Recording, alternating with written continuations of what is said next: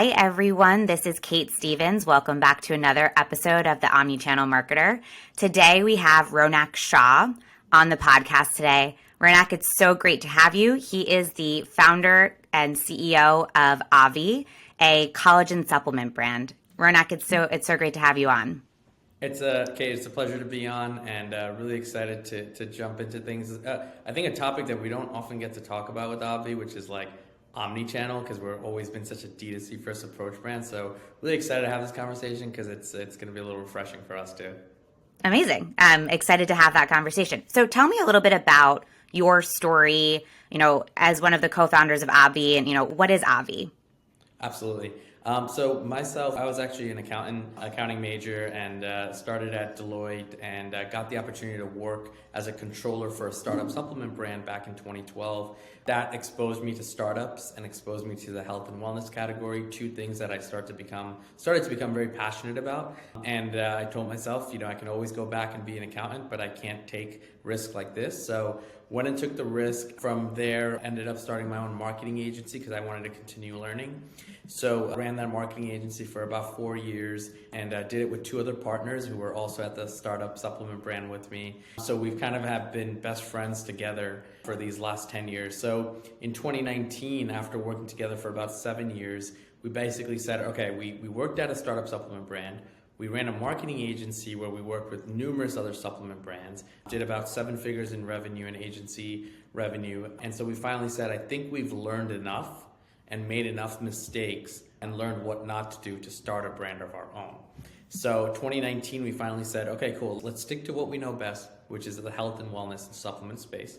And let's find out what needs disruption, because that's truly, I think, has to be one of the biggest moats of why you start something. You have to find a space. So Obvi is a supplement brand built for women, revolving around the health and wellness category. But our biggest difference is we believe that flavored collagen can make the idea of taking collagen more exciting, more fun. And our hypothesis is if our branding of over-the-counter supplement products can be more fun, exciting, tasty, pink, loud, overall consumers will want to take more healthy products instead of just kind of taking these pharmaceutical-looking products that you put in your cabinet and never take. So that's what Obvi is. Awesome. And then, where did you think about launching Obvi first? Take me back to when Obvi was launched. Where did you launch and why? Yeah, absolutely. So given our backgrounds being, almost like marketers first than anything, we've been in the D2C space. We've been in, websites and understanding the digital consumer really well. So we started Obvi on Shopify. It was a website, and we did what we knew best from day one, which was market on Facebook. So our first customer even that came through the door on Obvi was a customer that came from the first Facebook ad we ran on day one of launching the website. So we had it very clear that we were going to start the brand on digital. It's what we knew best. And then we ran the funnel through paid marketing. And so you started this pre-iOS 14.5, and now obviously we're in a post-era. What has changed as it relates to, how you think about using Facebook and driving your D2C channel that way? It's changed everything. It's not even just like what we think about Facebook driving traffic. I think overall as a brand, we realize it cannot live as a D2C only brand. And so it changed the way obviously we look at Facebook, because now Facebook is just a place that we go for overall awareness. We have ads that run to all of the places that Obvi is sold at. And even if you come to our website, there's multiple mentions of, hey, you can get Obvi here as well. We also run remarketing from multiple different places that Obvi is sold. So what we've learned is digital is a great place for discovery and awareness, and then being able to offer your product omni-channel is now like a blessing almost. Like if you get the opportunity, it's not one of those things like, oh, I'm too good for it, or I don't know enough of it, I don't want to do it. It's like you have to do it because it's the only way to get what this blended customer acquisition costs down, and that's the one key metric that we are always looking at. So now that you know you need to be an omni-channel brand, and this is literally the whole point of why we started this podcast. We were just seeing more and more brands, because of CACs, because of different dynamics in the market, recognize that they need to be everywhere that their customers are. So what are the channels that you are in now as a brand, and how do you think about your brand experience across those different channels? Yeah, that's a great question. So I would say D2C is still about 70% of our sales. And so like a year like last year where we did a little over 16 million, about 8 million did come from, 8 to 9 million did come from D2C. Then we have what we bucket everything under is B2B. Okay, and I think we need to start calling that different now. But what lies in that kind of 30 to 40%, depending on the year, is our Amazon. So we sell direct to a vendor on Amazon. It also has Vitamin Shop. We sell direct to Vitamin Shop. All our mom and pop shops, so like just smaller boutique shops for supplements. And then we also have tons of online selling partners, or what we call OSPs, like your iHerb or bodybuilding.com and stuff like that. We're also in GNC as well. And then as of August, we'll be launching in Walmart. So it's like this broader range, which used to be 0% when we launched the company in 2019, has I think grown by like 10-15% in accumulation, taking market share away from our D2C business, which has been pretty cool to see. And so as you prepare, so it's this coming August that you'll be launching in Walmart? That's correct. So as you prepare for that launch, what are some of the things that you're thinking about? And, because that's a, major retailer launch, how are some of the ways that you're preparing yourself for that launch? Yeah, one of the biggest things we're doing is we're working with a broker. And I think with the broker, we're really trying to define what the roles and responsibilities are going to be. I think when you start a broker-vendor relationship, and I don't know this so well, so I could be wrong here, but initially it sounds like the broker takes care of everything. Then as you get closer and closer to the sales cycle finishing, it feels like, okay, cool, looks good, we'll kind of invoice you at this time, and there'll be a couple of things we help with, and it's like, wait, they feel like they're kind of fading away. So we're trying to really incorporate and understand how and who's going to manage what parts of this relationship. And then number two, the marketing piece. We're a marketing first brand, taste first approach brand. So how are we going to run offline sales? Because just by being on the shelf on Walmart, Obvi's just not going to just automatically start selling. So we did one strategy at Vitamin Shop that did really well when we launched. And so we want to see if that could make sense to run at Walmart too, but do it at a bigger scale, given Walmart's, larger scale. So a lot of different things on the marketing and a lot of different tactics that we're trying to see. But main thing is roles and responsibilities of how to work with a broker. That makes complete sense. And, will you be creating a specific product for Walmart? Will it be, a similar product that you sell in D2C? And then second question, but related, when you were pitching to Walmart, and that's obviously a huge retail account, what do you think it was about Obvi, and, how did you stand out to Walmart that helped you win that pitch? Yeah, so on the product line, what we are doing is the product is staying the same. What we're doing is we're working on kind of just rebranding the packaging to be much more clear on what it is. Because the main thing here is there's no landing page that you can add to your product on shelf. There's no headline, there's no ad. So the product packaging, we all talk about it all the time, but you don't realize the importance of it until you get onto a platform like Walmart, where it needs to sell itself. So we're kind of rebranding it to dial back the flavor piece so much and dial up why you absolutely need this and why we're better to the one right next to it. And then in terms of, sorry, your second question was in regards How did you win? How did you win Walmart? Mm-hmm. Yeah. So we went to Arkansas in December. One of the most exhilarating experiences because that whole town runs on Walmart.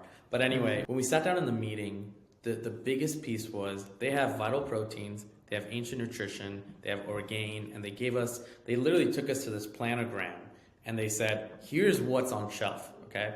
Now, and then they literally took Obvi bottle and they put it here and they said, so why is someone gonna pick that up, okay? And we had to give them, so I gave them one reason, which was, oh, it tastes better. It's better. They're like, okay, why else? Then we said, well, the formula is better. We're the only collagen with vitamin C, vitamin E, calcium, iron, magnesium, and biotin added to the formula. They're like, okay, what else? And then we're like, well, it looks better. Like, it's just more fun. You're going to be excited to see it. It's like, okay, what else you got?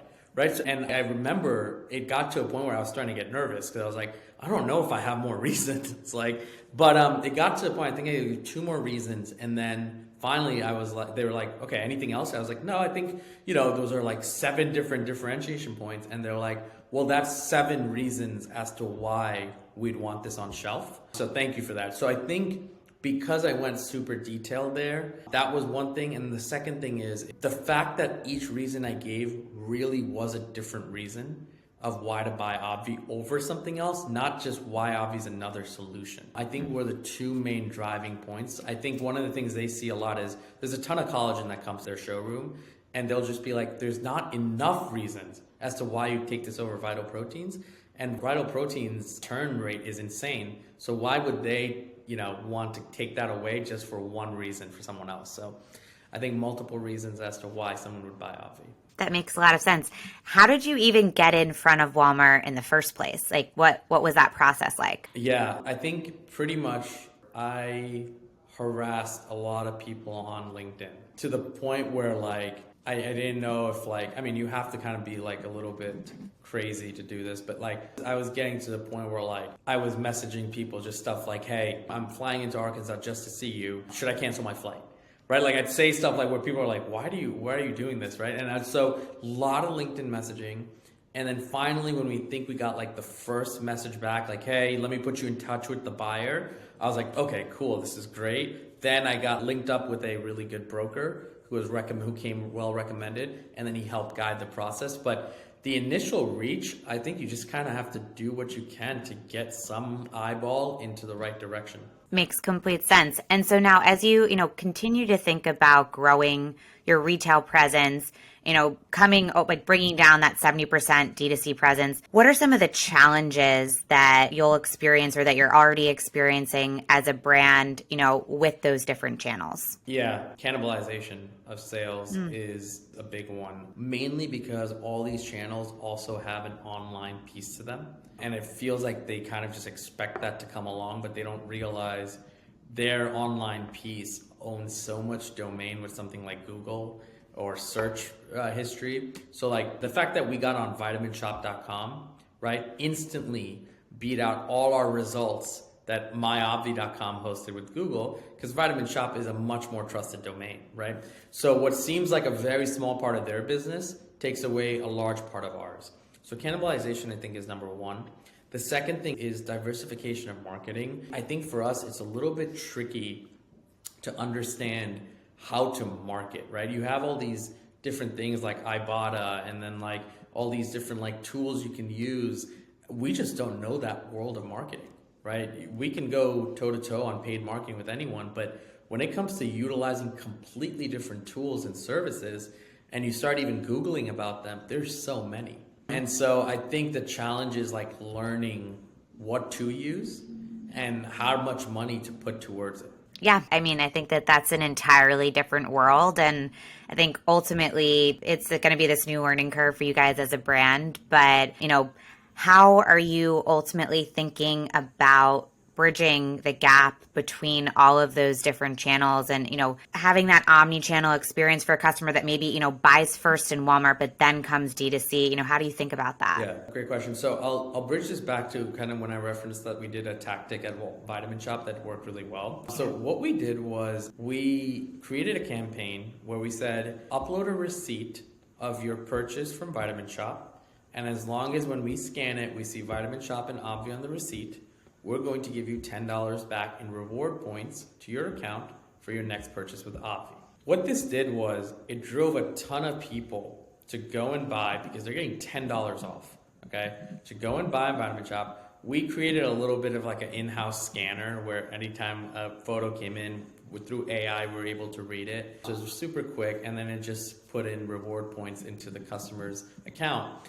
What this did was it drove a ton of offline sales. And Vitamin Shop, they put in a second order within 4 weeks of their first order because we drove a bunch of sales right out the gate. But we didn't do it without protecting our online, because the $10 they got in gift card reward points that they only can use at myobvi.com.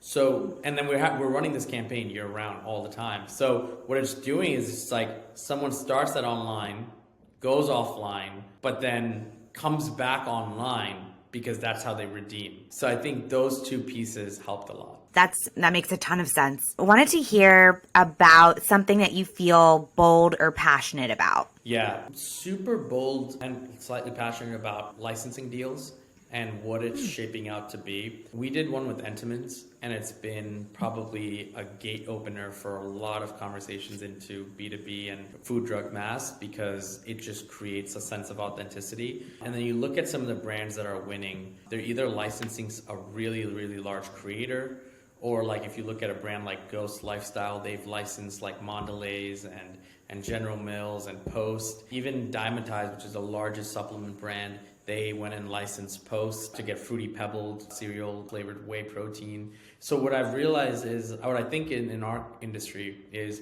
if you can create more authenticity through licensing some of these really large collaborations, you're going to create a lot more a lot more affiliation to the brand. So for us, when people saw that we're a small brand and just getting started, there are a lot of people that are hesitant. But the minute we said, oh, we also collab with Entenmann's, people are like, oh, wait, like Entenmann's? You must be legit too. So like, I think it's pretty cool things to say that. And then Walmart was really excited about our Entenmann's collab as well as Vitamin Shoppe. So what did the Entenmann's collab look like? Yeah, so it's a royalty deal. I have a 3-year exclusive. I pay them a royalty fee or a minimum guarantee in sales, whichever one's greater. And then for 3 years, I have the rights to use any of their flavors inside of my flavors. They just have to have final sign off on it, which they're super easy to work with. But this is how most of the industry does these collabs. So right now we're also in talks with like Arizona Iced Tea to do a couple of iced tea flavors. We're also in talks with like Airheads, where, they're like, it's really cool to be able to tap into this market to bring really authentic flavors. And then you get to use their branding and their name too, which is great. That's awesome. And so it gives you validity to the market because you're working with these large brands, and then it also gives you new flavor profiles to introduce to the market. Yeah, and sometimes it's not even new flavor profiles. Sometimes it's actually authenticating your current ones. So before we came out with the Entenmann's one, we had a chocolate chip cookie collagen, just like we have a fruity cereal collagen. In the fruity cereal world, I have been trying to get Kellogg's to give us Fruit Loops for a long time. But that would be really cool to say Fruity Cereal is now upgraded to Fruit Loops, right? And it's a real Fruit Loops flavor, real Fruit Loops branding, versus Fruity Cereal is kind of a knockoff. Whereas when we had chocolate chip cookie, it was a chocolate chip cookie, but now it's Entenmann's chocolate chip cookie, super collagen protein, a completely different level of velocity. It makes complete sense. Okay, I want to shift over now to our lightning round. So, just a couple of, quick questions. What is your favorite omni-channel brand? Truff. It's an awesome one. The hot sauce company. Yep. Love their hot sauce. Yeah. What do you wish you could change about our industry? I wish more people would build in public, because there's less things that are open that are just kind of privileged to some people, and we all can kind of utilize, like, the competition landscape isn't as what it used to be. So I feel we can share more things and actually make the ecosystem grow if we did a lot more things right together. And what inspired you to grow to build in public? When I was looking for help for certain things, people were super protective of everything they did. And then I realized, like, I figured out what they did. And if I was in their shoes, I could have just told them and built a stronger relationship.